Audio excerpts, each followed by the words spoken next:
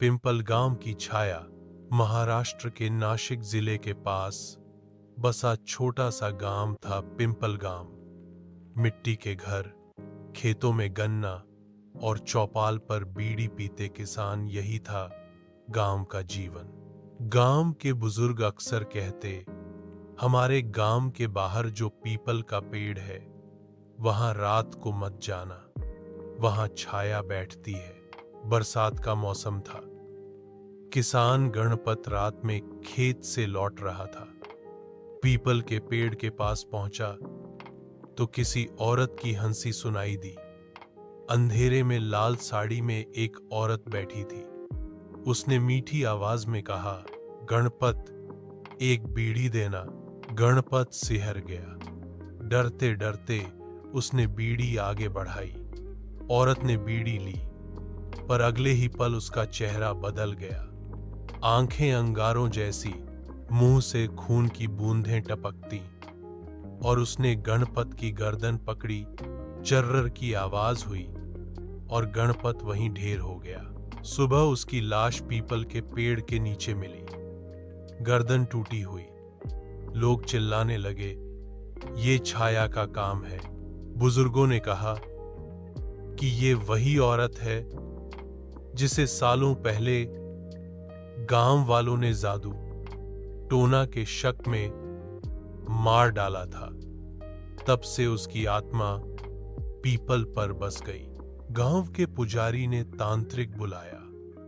उसने कहा, ये आत्मा हर अमावस्या को जागती है। जो उसे बीड़ी या तंबाकू नहीं देता उसकी गर्दन तोड़ देती है, और जो देता है वो भी बचता नहीं। कुछ दिन बाद गांव का पढ़ा लिखा लड़का सुरेश शहर से लौटा। वह इन सब बातों पर हंसता था। ये सब अंधविश्वास है, भूत प्रेत कुछ नहीं होते, उसने चौपाल पर कहा। अमावस की रात उसने जानबूझकर पीपल के पेड़ के पास जाने का निश्चय किया। गांव वालों ने रोका, पर सुरेश नहीं माना। आधी रात को वह लालटेन लेकर वहां पहुंचा। पेड़ के नीचे सचमुच वही औरत बैठी थी। सुरेश डर के बावजूद बोला, ये सब झूठ है, मैं तुम्हें मानता ही नहीं। औरत ने धीरे से कहा, तो मुझे बीड़ी दे। सुरेश घबरा गया। उसके पास बीड़ी नहीं थी, और अगले ही पल वही चीख गूंजी। लोग दौड़े तो देखा सुरेश का शव वहीं पड़ा है, गर्दन टूटी हुई। गांव में मातम छा गया। तांत्रिक ने कहा, इस छाया को रोकने के लिए बलि देनी पड़ेगी, या तो बकरी की या इंसान की।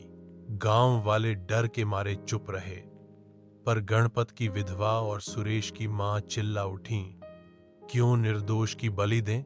अगर छाया है तो हमें मिलकर उसका सामना करना होगा। सभी गांव वाले अमावस की रात पीपल के पास जमा हुए। ढोल नगाड़े बजने लगे, मंत्रोच्चार हुआ। अचानक पेड़ से तेज हवा चली और वही औरत प्रकट हुई। उसका चेहरा विकृत, आंखें जलती आग जैसी। वह चीखी, तुमने मुझे जलाया था, मेरी मौत का बदला अभी अधूरा है।